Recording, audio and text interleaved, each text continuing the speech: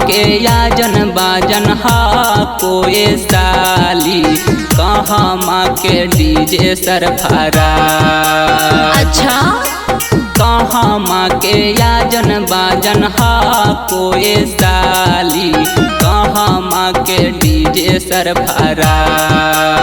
हाँ हाजी कौना जिला के हाथुन बा लमुआए साली, बड़ा सुंदर हाथुन जोड़ीदार।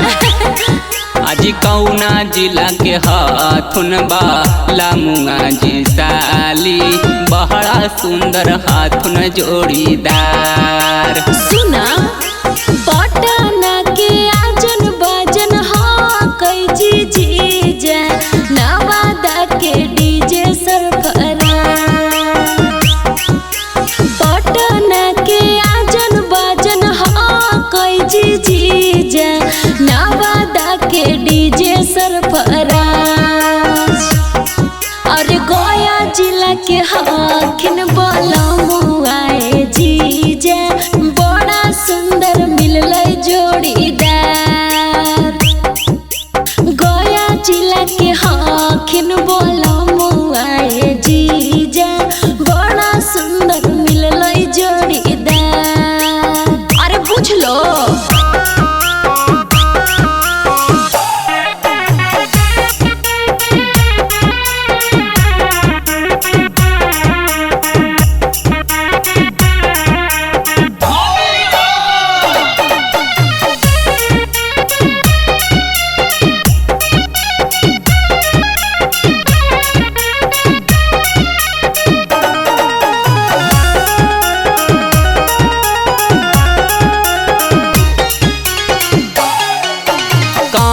से बारात लेके आई लो ये साली, दुल्हा बन के घोड़ा पर सवार। अच्छा कहाँ से बारात लेके आई लो ये साली, दुल्हा बन के घोड़ा पर सवार। हाँ हाजी कौना जिला के हाथुन बा लमुआए साली, बड़ा सुंदर हाथुन जोड़ीदार।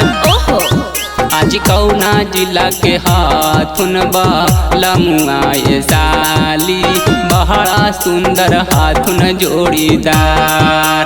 ए जी सुना झूनाठी से बारात लेके आई लये जीजा, दुल्हा बन के घोड़ा पर सवार। झूनाठी से बारात लेके आई लये जीजा, दुल्हा बन के घोड़ा पर सवार।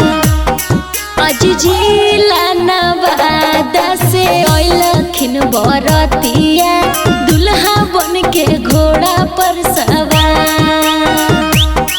आज जिला नवादा से लखिन बरतिया, दुल्हा बन के घोड़ा पर सवार।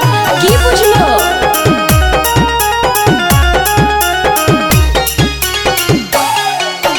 माथावा पे मार चमचम कारो ये साली, हाथावा में शोभो तलवार। हाँ माथावा पे मार चमचम कारो ये साली, हाथावा में शोभो तलवार।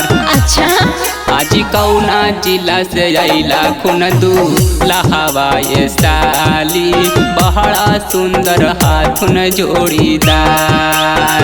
अच्छा हाजी कौना जिला से अइला खुन दूल्हा ये साली, बड़ा सुंदर हाथुन जोड़ीदार। माथावा पर मार चमचम कारोये जीजा, हाथावा में शोभे तलवार। माथावा पर मार चमचम चमके जीजा, हाथावा में शोभे तलवार। आज जिला नवादा से लखिन बरतिया, दुल्हा बन के घोड़ा पर सवार। आज जिला नवादा से बरतिया दुल्हा बन के घोड़ा पर